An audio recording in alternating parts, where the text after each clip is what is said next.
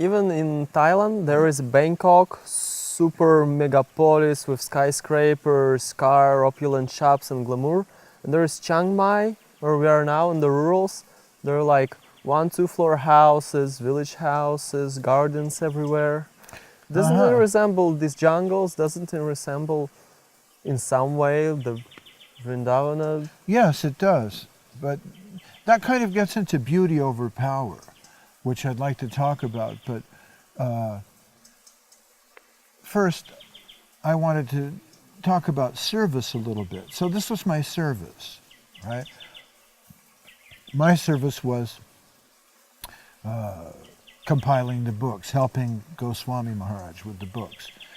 And everyone can serve Krishna in a different way. Not everyone has the same service. Someone may clean the temple, and by this way they're cleaning their heart. And someone may cook the prasadam or film a presentation speaking about Krishna. Everyone has their particular role to perform, because by serving, we become complete. It's a very curious relationship between God and the living soul. It's said in the Bhagavatam, Shravanam, Kirtanam, Vishnu, Smaranam, Padasevanam. There's different kinds of service. My particular service was service to the word, or Kirtanam. And by service, we conquer the infinite, in the opinion of the followers of Chaitanya Mahaprabhu. Sridhar Maharaj liked to talk about Hegel. He said, die to live. So Hegel discusses the master-slave relationship.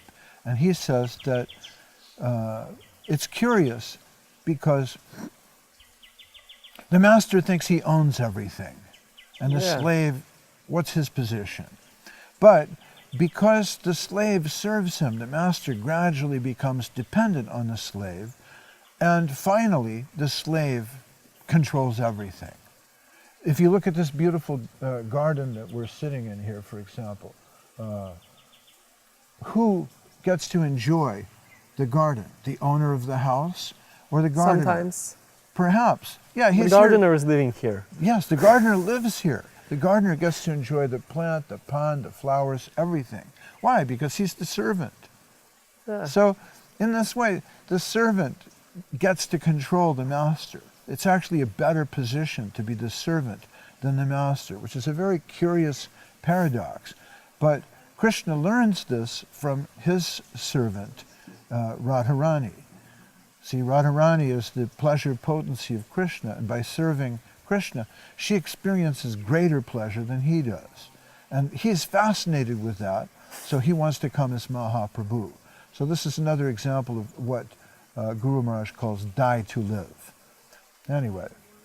But you call this the golden volcano of divine love.